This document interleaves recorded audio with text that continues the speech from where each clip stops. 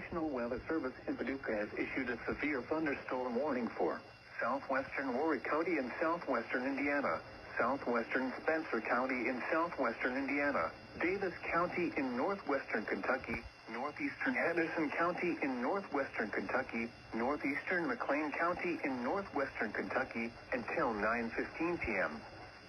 At 8:28 p.m., a severe thunderstorm was located near Eureka, or near Newburgh, moving southeast at 45 miles per hour. Expected hazards include 70 miles per hour wind gusts and quarter-size hail. This is a radar-indicated threat. The following impacts are expected. Hail damage to vehicles is expected. Expect considerable tree damage. Wind damage is also likely to mobile homes, roofs, and outbuildings. Locations impacted include Owensboro, Boonville, Newburgh, Rockport, Livermore, Whitesville, Knoxville, St. Joseph, Masonville, Stanley, Eureka, Mosleyville, Pleasant Ridge, and Hebridsville. This includes the following highways: Interstate 165 between mile markers 60 and 70.